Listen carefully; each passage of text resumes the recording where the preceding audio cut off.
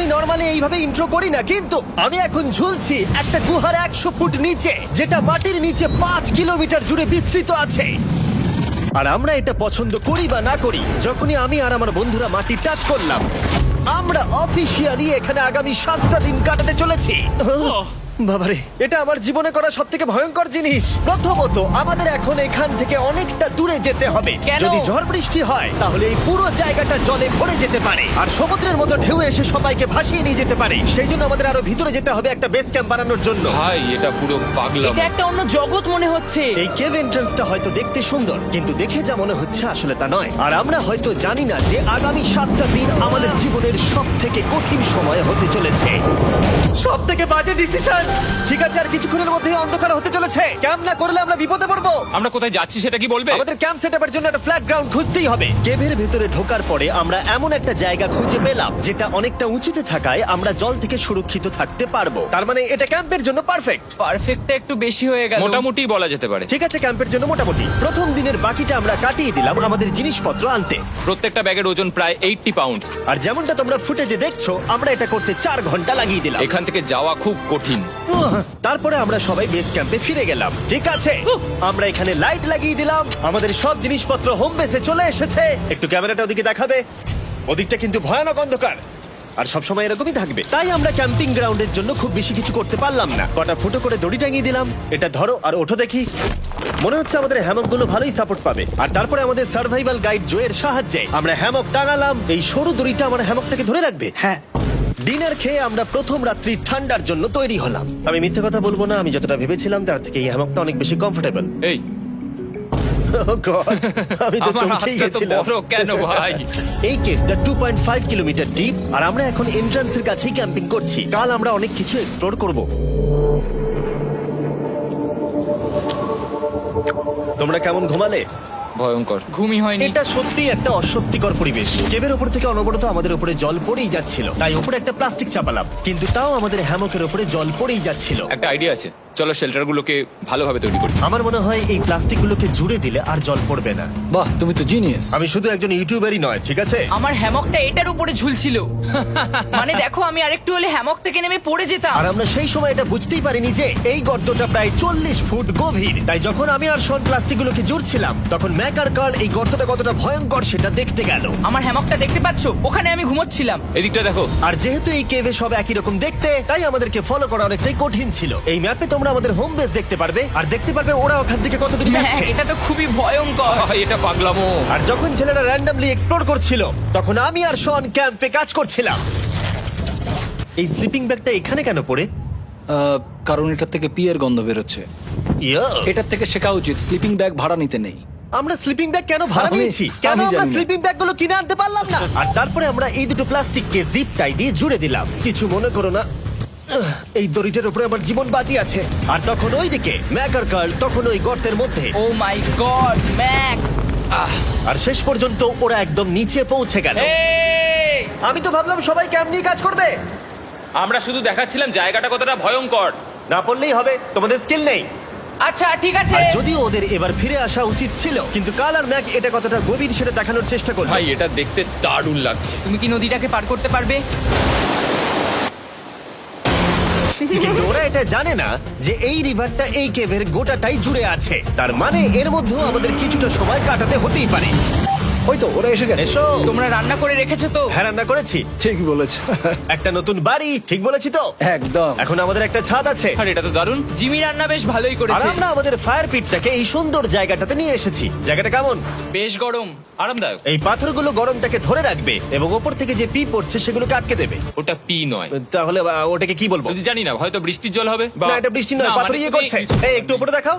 তুমি মেঘ দেখতে পাচ্ছো? পাথর দেখা যাচ্ছে। এটা বৃষ্টি নয়, রক পি। Rock P. ঠিক আছে, রক পি। ঠিক আছে, এটা রক পি। আর একটা শুকনো রাত ঘুমিয়ে কাটাবার পরে আমরা ঠিক করলাম জো আমাদের সার্ভাইভাল এক্সপার্ট, তাকে নিয়ে আমরা কেভের শেষ প্রান্ত অব্দি যাব। Cave, cave! Cave, cave!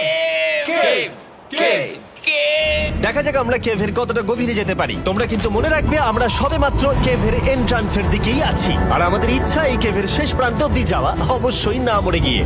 O my god, এটা তো খুবই স্টিফ। আরে এটা তো সবে শুরু। আমরা কেভের আরো গভীরে এসেছি। তোমরা সবাই সাবধানে আসবে।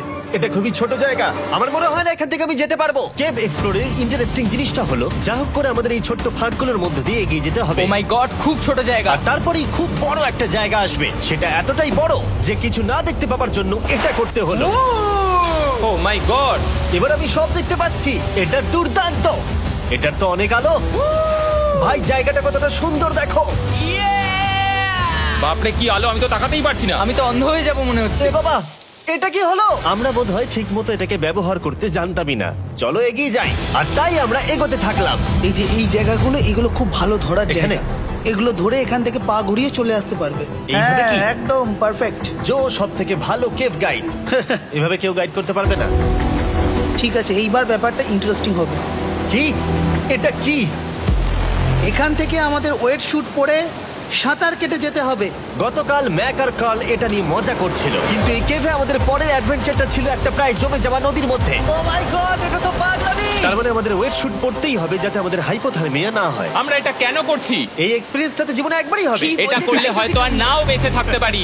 আমাদের এই কেভের শেষে পৌঁছতে হলে আমাদের এই নদীর মধ্য দিয়ে, এই ছোট্ট ফাঁকগুলোর মধ্য দিয়ে সাবধানে ধীরে ধীরে এগিয়ে যেতে হবে। আস্তে আস্তে নামো, স্রোতের কারণে পা পেছনে টানতে পারে।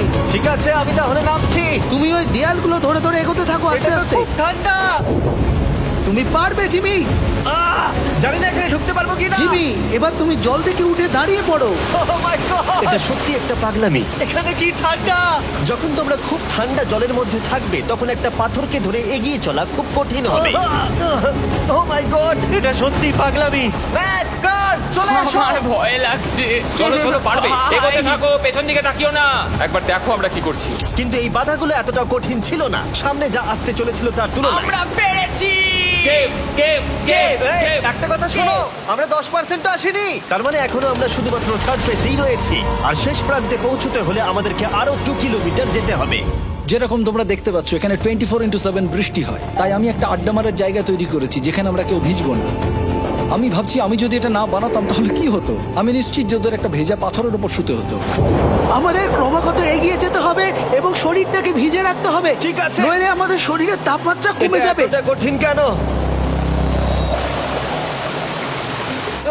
সব থেকে বাজে ব্যাপার হলো আমরা যতটাই দিকে এগোবো ততটাই আমাদের পিছন দিকে ক্যাম্পে ফিরতে হবে। আমাদের পরের বাধাটা হয়তো জলের মধ্যে নয়, কিন্তু তার মানে এটা নয় যে সেটা সহজ হবে। আরে এটা কি মাকড়সার জাল? কিন্তু আমি মাকড়সা দেখতে পাচ্ছি না। তার কেন? মানে ওটা আমাদের উপরে আছে। আরে তোমার গায়ে, তোমার গায়ে। আমার বন্ধুরা বলতে বাজে।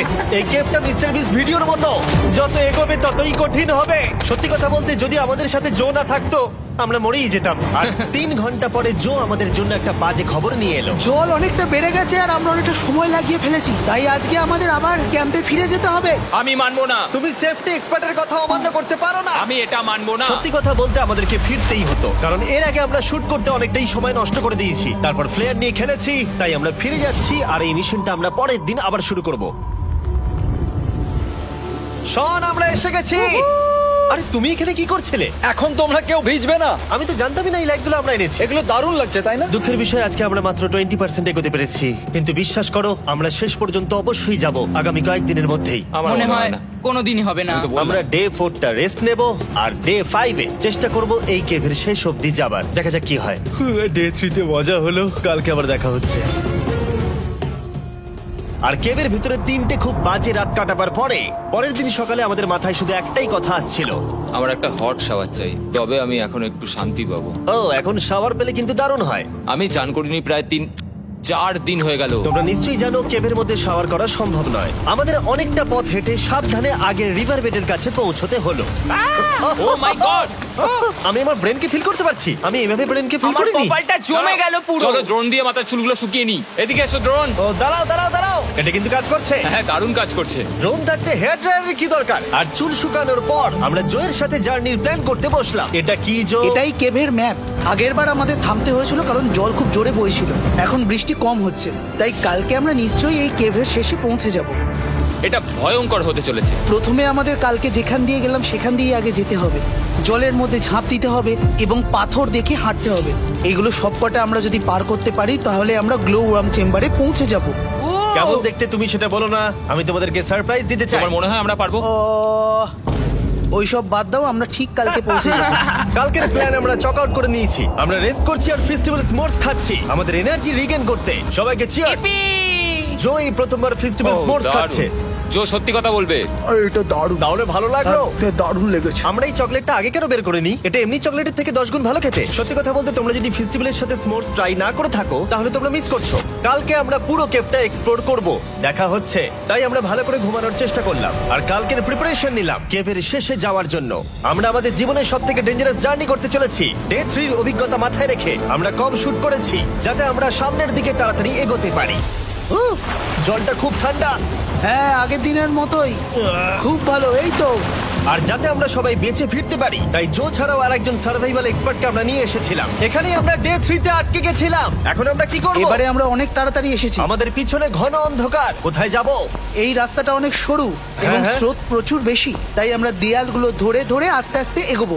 এই যে এইভাবে। ও হ্যাঁ, God! এই রকটায় জাম্প করো। কয়েকটা ভালো পাথর আছে যেগুলোকে তুমি ধরে এগোতে পারবে।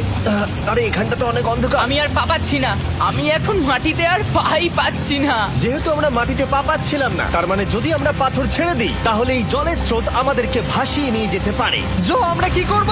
আমি এটা ধরে এসেছি, তুমি এটা ঠিক আছে, ধরো। আমি তো দেখতেও পাচ্ছি না কোথায় যাচ্ছি। জো, স্রোত আমাকে ভাসিয়ে নিয়ে চলে যাচ্ছে। আমি তুমি করবো কি করে? পারবে, পারবে। শুধু মুখটা এখান থেকে ঢুকিয়ে দাও, আমি হেল্প করছি। এখানে আমি ঢুকবো? হ্যাঁ, এই গর্তের মধ্যে। এই তো, খুব ভালো। এটা আমার জীবনের সব থেকে বিপজ্জনক অ্যাডভেঞ্চার। আমরা এখন কেভের অনেক গভীরে চলে এসেছি আর এবার আমাদের সামনে প্রথম বড় বাধা। এখানে জলের একটা ঘূর্ণাবর্ত আছে, যদি তুমি এর মধ্যে পড়ে যাও তাহলে তোমাকে একদম নিচে নিয়ে চলে যাবে। মানে আমরা পড়ে গেলে মরে যেতে পারি। হ্যাঁ, মানে আমরা মৃত্যুর সাথে খেলা করছি। এটা এতটা বিপজ্জনক হতে পারে আমি সত্যিই ভাবিনি। খুব ভালো। এই তো, তাহলে কি আমার পা এখানে হ্যাঁ, রাখবো? রাখো রাখো। ঠিক আছে, এই তো আমি পেরেছি।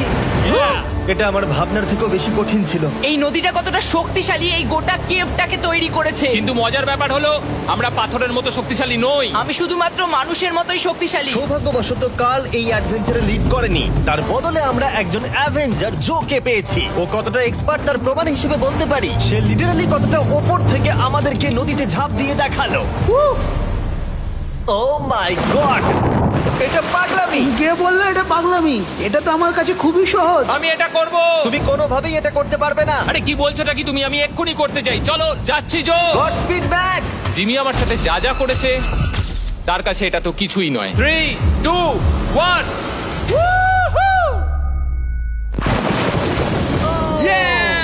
তুমি করবে? না, আমরা না এগুলো শেষ পর্যন্ত যেতে পারবো না। ও মাই গড, আমাদের নিচের দিকে যেতে হবে। আমরা সবসময় স্রোতের উল্টো দিকে কেন যাই? এখন শুধু আমি ভেসে ভেসেই যেতে পারবো, আর কিছু না। এই জলের তলায় অনেক ধারালো পাথর আছে, তোমরা সেগুলোকে দেখতে পাবে না, তাই সাবধানে পা ফেলবে। ও মাই গড, আবার এটা গভীর আরে হচ্ছে। আমার পা তো কিছুর উপরে রাখতে হবে। ছোট ছোট পাথরগুলোই একমাত্র বাধা ছিল না, মনে হচ্ছে আমাদের প্রতিটা পদক্ষেপে। ও ভাই, আমি কিচ্ছু দেখতে পাচ্ছি না। এটা খুব ভয়ঙ্কর। কেভটা আরো অন্ধকার হয়ে আসছিল এবং আরো সরু। আর তখন আমরা জানতাম না যে আমরা ফিনিশ লাইন অব্দি পৌঁছতে পারবো কিনা। আমি ক্লান্ত হয়ে পড়েছি। এই কেভে আরো কঠিন বাধা আসার আগে তোমাদেরকে আমি কিছু দেখাতে চাইবো। জো, তোমার ব্যাগটা দাও। Thank you. তুমি জানো এর মধ্যে কি আছে? না, জানি না কি আছে। Brand new mister beast lab swamp. সত্যি কথা বলছি, গত 5 ঘন্টা ধরে যেহেতু আমি অনেক পরিশ্রম করেছি, তাই কোনো মতেই এখন এটা আমি বলার মতো অবস্থায় নেই। তাই এটা শুট করার 1 মাস পরে আমি পুরো কেপ সেটটা তৈরি করলাম ফিউচার জিমি নেম ট্যাগ দিয়ে। তারপরে বললাম, হে, আমি ফিউচার জিমি, আর আমি এখন তোমাদেরকে বলবো brand new toy line of mister beast lab swamp সম্পর্কে। এটা একটা কালেক্টিবল টয় লাইন, আর এখানে 119টা ইউনিক ডিজাইন ক্যারেক্টারও আছে যা তোমরা কালেক্ট করতে পারো। আর সবথেকে দারুণ ব্যাপারটা হলো, কোন ক্যারেক্টারটা তুমি পেয়েছো সেটা জানতে হলে এই টিউবে ওয়াটার দিয়ে নাড়াতে হবে আর তোমার সোয়ামস তোমার সামনে চলে আসবে। আর আমি এটা ডেমনস্ট্রেট করতে এই বিশাল বড় টিউবটাকে বানিয়েছি। এই টিউবটাকে জল দিয়ে ভরে দাও। তোমাদের এত জলের দরকার নেই, এটা অনেক বড় বলে এত লাগছে। ঠিক আছে, এটা এখন জলে ভর্তি হয়ে গেছে। এবার এটাকে একটু নাড়াতে হবে। এটা কি আর নাড়াতে হ্যাঁ হবে? হ্যাঁ, অনেক নাড়ানো হয়ে গেছে। এবার জল ঢালো এখানে। জো ঢালছে। আর জল ঢালার পরে তোমরা দেখতে পাবে তোমরা কোন সোয়ামটা পেয়েছো। এটা সব থেকে রেয়ার হাইপোক্রোম, যেটা মাত্র 1000টা বানানো হয়েছে। জো, এটা তোমার। থ্যাংক ইউ সো এটা মাচ। চাই। আর এটা তোমার। কাল কি নেবে? আমার কাছে দুটোই ছিল। আর আমরা শুধু সোয়ামেই থেমে নেই, আমরা এই অ্যাকশন ফিগার প্যান্থার গুলো বানিয়েছি যেগুলো এই ব্রিফকেসে আছে, আর এই সোয়ার্মের মতো এই মিউটেটর। যখন তোমরা কিনবে দেখতে পাবে এর ভেতরে কি আছে। কোথায় কিনবো?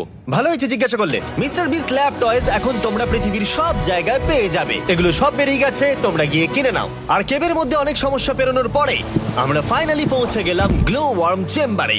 ভাই এবার খুব ভালো লাগছে। ঠিক আছে টিম, তোমাদের গ্লো ওয়ার্ম চেম্বারে স্বাগত। এ তো দারুণ। এটা দারুণ লাগছে। ভাই এটা পৃথিবী মনে হচ্ছে না এখানে একদমই। যে আলো তোমরা দেখতে পাচ্ছ সেগুলো আসলে ছোট্ট ছোট্ট বায়োলুমিনেসেন্ট গ্লো ওয়ার্ম তৈরি করেছে। এটা দেখতে অনেকটা মিল্কি ওয়ে গ্যালাক্সির মতো লাগছে। ওয়াও! আর এই মুহূর্তটা, এই ভিউ, সত্যি বলতে এই ট্রেকের সমস্ত ক্লান্তি যেন দূর করে দিল। এখানে অব্দি পৌঁছানো যেন সত্যি একটা অ্যাচিভমেন্ট ছিল। কিন্তু এখন আমাদের যাত্রা শেষ হয়নি, কারণ আমাদের এখান থেকে এখন বেস ক্যাম্পে ফিরতে হবে। আজকে ডে 6 হতে চলেছে, এখন ওরা আসেনি আর আমি খুব ক্লান্ত। আমার মনে হয় না আমি ভালো করে ঘুমোতে পারবো, ওদের জন্য খুব চিন্তা হচ্ছে। এই ট্রিপটা অনেকটাই সহজ ছিল কারণ আমরা স্রোতের সাথে ভেসে ভেসে যাচ্ছিলাম। আর যেহেতু তোমরা এই ট্রিপটা দেখেছো তাই আমরা এটাকে স্কিপ করলাম। কিন্তু সত্যি বলতে এই জার্নিটাও অনেকটা বেশি সময় নিল, কারণ আমরা ক্যাম্পে পৌঁছানোর আগেই 6 নম্বর দিন চলে এলো। শন, সবাই ঠিক আছে তো? আমার খুব চিন্তা হচ্ছিল। Happy day 6। ডে 6 খুব ভালো। এনার্জি বাড়াতে আমরা আগুনের উত্তাপ নিলাম এবং ফাইনালি আমরা কিছু খেতে পেলাম। এটা খুবই অ্যাডভেঞ্চারাস ডে ছিল। কালকে দেখা হচ্ছে, মানে আজকেই হয়তো। এটা হয় ডে কোনোদিন 6 হবে না। নাকি আজকে, না আমি জানি না। এত বড় ট্রেক সম্পূর্ণ করার পরে শারীরিকভাবে চূড়ান্ত ক্লান্ত হওয়া সত্ত্বেও জানি না কেন কিন্তু আমি একদমই ঘুমাতে পারছিলাম না।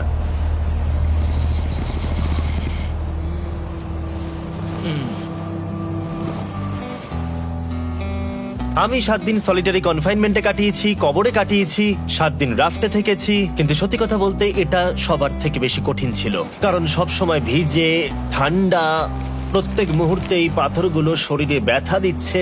বেশিরভাগ সময়টাই এই কেপটা দুঃস্বপ্নের মতো ছিল। কিন্তু তোমার আর আমার মধ্যে জিমি! ইয়ো! গার্ড, আমাকে দেখতে পাচ্ছ? এটা পৃথিবীর সবথেকে উজ্জ্বল টর্চ। মজার মুহূর্ত অনেক ছিল। মাটির নিচে 300 ফুট গভীরে অভিযান চালানো থেকে আমাদের সবাই মিলে হ্যামক নিয়ে হাসাহাসি করা সবকিছুই এই অভিযানের অংশ ছিল। যেহেতু আমাদের সঙ্গ দারুণ, চলো তিমির মতো আওয়াজ করো।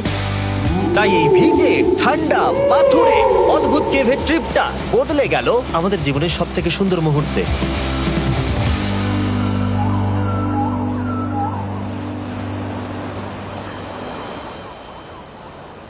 আমরা এখান থেকে যাব না যতক্ষণ না সবকিছু তোলা হচ্ছে। আর আমি সবকিছু বলেছি মানে সবকিছুই। চলো এবার বেরোনো যাক। আর যখন আমরা মাউথ কেভে আবার ফিরে এলাম, ভাই ওপরটা দেখতে দারুণ লাগছে। তখন জয়ের জন্য একটা সারপ্রাইজ ছিল। বেরোনোর আগে জো, আমরা তোমার কাছে কৃতজ্ঞ। তাই এই নাও 50,000 নিউজিল্যান্ড ডলার, 10,000 করে প্রত্যেক জনের প্রাণ বাঁচানোর জন্য। Oh my God, thank you so much Jimmy. Thank you Joel. Love you Joel! এবার আমাদের সব কাজ হয়ে গেছে, চলো বেরোনো যাক। 7টা দিন পরে আমরা ফাইনালি এখান থেকে বেরোচ্ছি।